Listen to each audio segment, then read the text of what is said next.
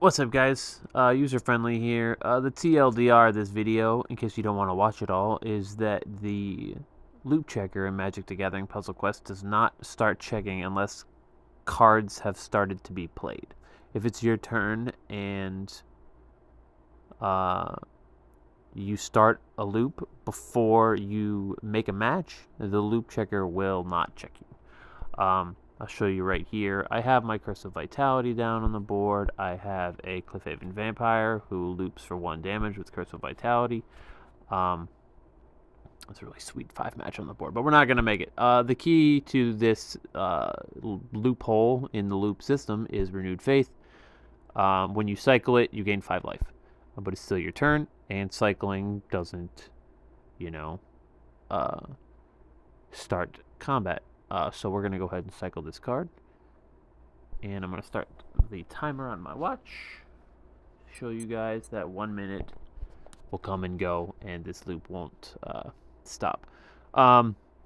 This is a legacy deck. I have Cliffhaven Vampire in here. I have Epicure of Blood in here. There's also another fun thing with this. You can look through your cards. You can look at your Planeswalker abilities. So you can't hit the X button. You have to just click. You can pause the game. You can look at the enemy's hand. If they had a graveyard, you could look at them. You can look at the enemy's abilities. Once again, to get out, you just have to click between the gap back to the screen. So yeah, this is convenient.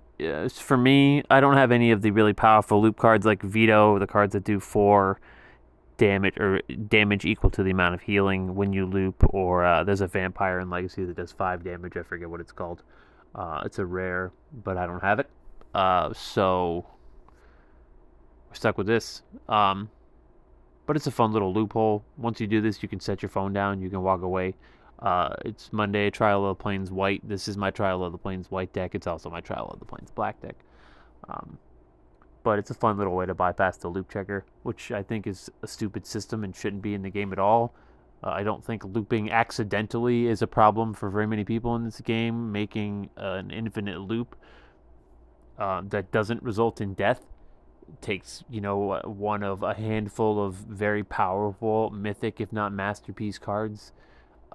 Nobody loops accidentally. Not nobody. That's an absolute. Very, very, very few people loop accidentally. So I don't understand. If you want to stop loops and put a button up at the top where the little timer is that like stop loop, or make it work for against Greg. Put a timer. But that's neither here nor there. I have very unpopular opinions. Like, I think that they should put a 6 card per hand or per turn limit. You can't play more than 6 cards in a turn to break some of the loops in this game. I'm not a fan of loops, but they're here, so I'm gonna use them. It's a safe way to win in Trial of the Plains against some of the decks that are gonna loop you. So you use what you have in your arsenal. But we're coming up now on 2.5 minutes, and the loop's still going. Like I said, it won't check until you win.